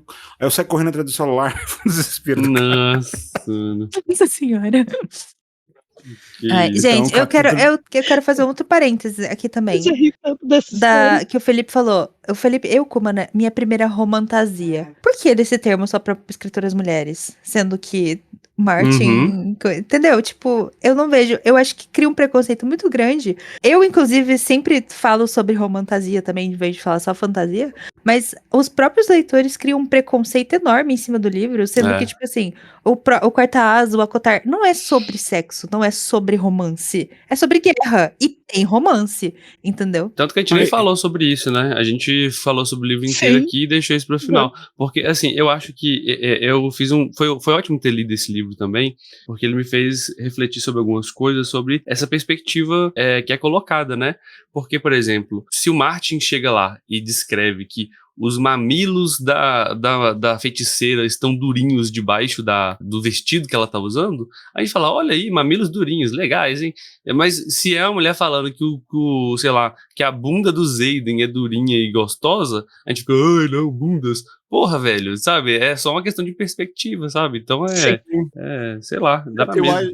Eu acho que é literalmente a necessidade, né, das pessoas colocarem todo mundo e tudo em caixinhas, assim. E, De rotular, é. É exatamente isso, é uma necessidade de rotulação. Assim, tanto pra diferenciar, e daí eu acho que tem 2 pontos, né, que pode acontecer. De novo, tô falando que pode, tô falando que acontece, tá? Deixa bem claro aqui. O que pode acontecer é o seguinte, às vezes, por pessoas que querem mais romance em livro, por exemplo. E eu acho que tudo certo, não tem problema nenhum. É exatamente o que a Mia falou. O Martin faz coisas até pior nos livros dele, dependendo do que você vê, sabe? Assim, então, tipo, é isso. Mas às vezes pode ter uma necessidade das pessoas que querem, de repente, algo muito específico e precisam de um termo e um grupo, tipo assim, um clube, vamos dizer, pra fazer parte. Às vezes é legal você ter uma nomenclatura que você pode se colocar pra se diferenciar. E ao mesmo tempo, as pessoas que não gostam disso, porque infelizmente o ser humano é bosta desse jeito, né? Eu disse assim, você precisa de um nome pra você poder xingar assim, o que você não gosta. Mas assim, então eu acho que os dois lados se retroalimentam da mesma coisa, que é uma necessidade de rotulação. Eu acho que é só isso. É basicamente, mas é tipo que nem eu e o Felipe, a gente teve essa discussão longa, né? Porque eu tenho um acervo de livros grande e 90% pra mais são escritoras femininas, né? Mulheres e tal. E eu admito que os livros que eu li de homens, os únicos 2 autores que eu gostava muito na minha adolescência de romance, assim, era o Nicholas Sparks e o John Green. De resto, eu não conseguia me conectar com os personagens numa visão masculina do corpo das pessoas. Pra mim, não funciona. Tipo assim, simplesmente o romance visto pelo lado masculino não funciona na maioria dos livros que eu li, assim. Então, por exemplo, tentei ler Game of Thrones, não funcionou. Não, nossa, não me desceu goela abaixo, não rolou. Falaram pra eu ler o Brandon. Comprei o Warbreaker, vou ler em algum momento, mas... Não, é porque é exatamente isso, né? A gente fala... Toda fala é uma fala a partir de uma perspectiva, né, gente? Então... É importante saber isso e é importante entender também que é aquilo que eu falo no começo, né? Assim, tem coisa que pode ser boa, né? Que não é pra mim, né? E tá tudo bem. E que ótimo, né? Que fantasia. Tipo assim, tem cada vez mais pessoas falando sobre, né? Porque antigamente ficava naquela, né? Ah, ninguém dá valor pra fantasia. E aí quando dá também, aí o pessoal começa, tipo, mas é fantasia, coisa, sabe? Porra, velho. Né? É tenso, né? Nunca tá bom, nunca tá bom. O próprio grupo não se ajuda, né? Então os leitores sei lá, eu vejo igual na galera do RPG, né? A galera do RPG fica falando assim, vamos jogar RPG. Aí a galera começa a jogar um RPG lá e começa por um sistema, sei lá, ordem paranormal. Aí tem gente que fala assim, mas isso aí não é RPG, não joga. Porra, velho, então você quer o quê? Decide, né? Porra. Filho da puta, que é isso? Nossa, me dá raiva também, cara, me dá muita raiva. É foda. Mas é isso, Felipe, pode concluir aí sua indicação, sua opinião. A gente entrou aqui num... Não, mas de fato eu não escondo, eu entrei com preconceito mesmo. Mas como eu falei, eu tô sempre buscando quebrar preconceito. Só que o meu preconceito não era com mulheres escrevendo o livro, não. O Romantasia, pra mim, trazia uma coisa focada mais no romance do que desenvolvimento de mundo. Eu sempre fui focado em world build, agora que eu até tô transicionando pra criação de personagens, que é uma coisa que tem me interessado mais. Inclusive, foi as críticas dos outros livros que a gente leu, as críticas foram em cima do personagem, né? E aqui eu achei legal, porque ele traz uma perspectiva de criação de personagem em primeira pessoa, coisa que eu já não tinha visto há algum tempo. Então eu achei que a personagem principal e a relação em volta delas foram muito bem desenvolvidos, no sentido, muita coisa aqui do show don't tell, né, que a gente fala às vezes, né, inclusive que é focado. Só que, por exemplo, meu segundo livro nesse título que a gente tá colocando de fantasia já não foi tão legal. Eu não gostei. E tô lendo agora o terceiro, que vai ser minha indicação. Também indicação pela Mia, que é o Acotar. Eu tô no segundo livro. Primeiro livro eu já não gostei. Espinhos, né? Primeiro livro eu já não gostei muito, mas esse segundo livro eu já achei que a autora, ela evoluiu bastante, sabe? Eu não sei se ela começou pelo Acotar, Mia, ou se ela começou pelo Trono de Vidro, não sei qual foi a Trono de ordem. Vidro foi o primeiro. É mais antigo. Mais antigo, tá. E eu achei que esse segundo livro aqui ela tá explorando camadas mais fundas da psique do personagem, de traumas, que eu acho mais interessante do que a própria relação romântica em si. Então eu tô gostando bastante desse segundo livro, que é o... Cadê o segundo livro? Qual é o nome dele, gente? Asas e Ruínas? Não, Asas e Ruínas é terceiro. Não. É o Neve e Fúria. Neve e Fúria, não? Corte de Neve e Fúria. Neve e Fúria, isso, Corte de Neve e Fúria. Então, a minha indicação é ele. O primeiro livro, ele é fácil de ler também, mas eu não gostei tanto assim, mas ela usa o que ocorreu no final do segundo livro, um trauma que a personagem civil, e tá sendo bem explorado aqui. Eu tô gostando bastante da escrita dela. E eu, de fato, eu lia pouca personagem, autoras femininas, de fato, essa conversa que eu tive com a Mia e um levantamento que eu fiz dos livros, eu fiz perceber. Mas as que eu li, elas são muito boas, que é a Robin Hobb, que eu indiquei pra vocês aqui, o Theo se apaixonou por ela também. Maravilhosa. Nossa, foda. Maravilhosa. Demais, Então, demais. tipo assim, Demais. elas parece que ela tem essa percepção diferente, né, do que autores masculinos como o Sanderson e tal. Inclusive, a gente discutiu sobre isso, né, de escrever sobre a importância do personagem feminina. Eu senti um pouco imitação no Warbreaker com relação a isso, né? Vocês até discordaram de mim, mas foi o que eu senti, porque eu tava lendo Quarta Asa, até fiz a comparação. Sim. Então tá sendo uma experiência muito boa, muito positiva. Eu indico esse livro sim. Independente de você ouvir ou não do TikTok aí, faça a experiência de ler ele. Ele é um livro fácil de ler, e é um livro... E você toma suas conclusões também, né? Importante aí. Proteja seus blinders. Tem muita gente que emite opinião sem conhecer as paradas, né, velho? Então fica lá, esse livro é horrível, nunca nem pegou pra ler e fica lá falando merda, é foda, velho. Sim, sempre tem. Mas Kuma, vai lá. O saldo é muito positivo, muito divertido, recomendo bastante. Eu vou dar 2 indicações, na verdade. Uma é a sequência, que é bem boa. Eu gostei. Sim. E já conheci o terceiro também. Mas o livro atual, outra indicação que eu vou dar, acho que eu não sei se eu já dei aqui antes, mas é que eu tava começando a ler, que é o Manual do Mago Frugal para a Sobrevivência na Inglaterra Medieval. É muito divertido. Cara, como eu tô rindo com esse livro. É bom demais. Do Brandon Sanderson também. Sim. É muito, muito, muito engraçado. Eu adorei o personagem, a interação dele com o mundo é muito divertido. Mas leiam Quarta Asa. É bom. Não fique ouvindo o que o pessoal conservador fica falando. É bom. Valeu, Carol. O saldo geral é que eu gostei bastante. No início foi difícil pra mim e foi muito engraçado quando eu percebi que eu estava de fato investida na história. A narrativa dela é muito tranquila, ela não é rebuscada, ela é direta. Pra galera que curte uns romances, eu já li alguns livros com romance antes, para além dos romances, né, para descrição de cenas eróticas ou cenas de sexo que são aparentemente muito difíceis de fazer, e é muito fácil cair numa coisa meio boba, meio crise, né? Mas eu acho que ela faz isso com alguma sensibilidade e é legal, a história é maneira, o universo é complexo, apesar dela conseguir contar isso de forma simples. Eu gostei bastante, recomendo. Se você for ouvir audiobook, por favor. Não, escuta normal. Família, não escute do lado da sua mãe, beijos. Do lado da avó, capítulo 30, pode escutar de boa. Não, melhor o 48, Chama de Ferro. É mais seguro. Sabe eu aquela achei família de direita, assim, sabe? Você senta lá do lado, põe o capítulo 48 e vai almoçando. Bem alto, assim, pra tudo. Isso. Enfim. Tô indo no 100 e vai. Eu gostei bastante do livro, recomendo muito. E como nós estamos aqui com a nossa convidada especial, a representante, eu vou indicar o oficial livro, dos pactos, vamos lá. Eu vou indicar o livro que ela me deu, que na verdade faz parte de uma série, Esquema de Pirâmide. Ela falou aqui deles, Esquema de Pirâmide, são 12 fucking livros. Mas esse eu já tinha avisado que seriam 12. Sim, a série House of Night. O primeiro livro é Marcada. Eu li 2, ela me deu 6. E eu vou ter que ir atrás Estou aguardando a leitura dos outros. Atrás dos outros 6. Pois eu não consigo ler tão rápido quanto vocês, mas é isso. É uma história mais Adolescente. mais adolescente, né? Os Uhum. personagens são mais jovens, mas é muito bem escrito de uma forma clara e leve, que me fez lembrar muito da sensação que era ler na minha adolescência, os livros que eu li. Sim. Vou fazer um paralelo aqui com Crepúsculo, não sei se né, tem gente que não gosta, mas eu acho que a narrativa dele é muito imersiva, considerando, principalmente na época que eu li, né, quando eu era adolescente, que a gente se conecta com o sentimento da personagem, por ela ser jovem, os dramas adolescentes e tal. Eu acho que a pessoa que consegue traduzir um sentimento que é comum pra gente na vida real, conseguir colocar isso no papel e ver que você consegue se conectar com aquilo, mesmo contando uma história de fantasia.